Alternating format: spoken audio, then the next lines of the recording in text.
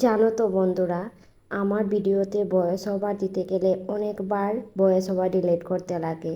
অনেক প্রবলেম হয়ে যায়, হয়তো কাশি উঠে যায়, না হলে গলা শুকিয়ে যায়। এমনটা হয়, কার কার এমনটা হয় অবশ্যই বলবে। যেহেতু আমার ভালো অডিও স্পিকার নেই, তাই মোবাইল থেকেই ভয়েস ওভারটা দিতে লাগে।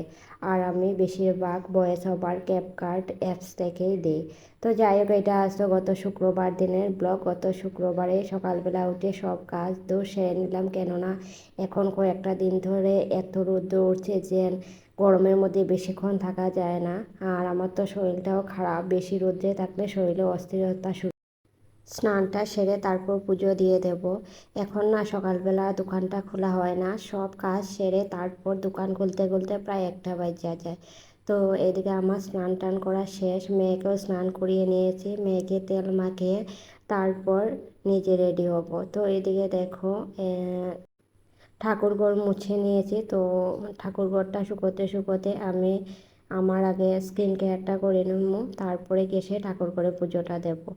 আর বেশিরভাগ আমি স্নান করে আগেই ঠাকুর ঘরে ঢুকি, অন্যান্য কোনো কিছু আমি ছোঁয়া করে মানে স্পর্শ করি না। স্নান করে সিঁদুরও দেই না, কেননা এগুলো সিঁদুর বা অন্যান্য কিছু এই শরীরে ইউজ করতে গিয়ে তো অনেক কিছু ছোঁয়া পড়ে। এই জন্য আমি আগেই স্নান করে ডাইরেক্ট পুজো করে চলে যাই, তারপরে এসে সিঁদুর বা অন্যান্য যা ইউজ করা তা ব্যবহার করি। যে তারপরে দেখো, চলে এলো একটা পার্সেল। তো পার্সেলটা দেখতে থাকো কি আনলাম।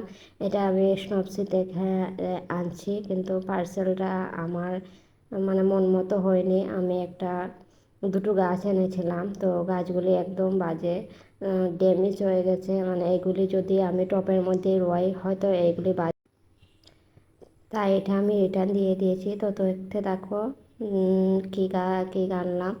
তো তারপরে দেখো, পার্সেলটা ওপেন করার পর মনটা তো ভীষণ খারাপ হয়ে গেছিলো, কেননা তোমরা দেখেই আশা করি বুঝতে পারতেছো এটা কি গাছ, আমার জানা নেই গাছটার নাম কি। তারপরে রাত্রিবেলা আমি রুটি করেছিলাম, রুটি অনেকটা বেঁচে গিয়ে এইটা দিয়ে দুপুরে খাওয়া শেষ করলাম।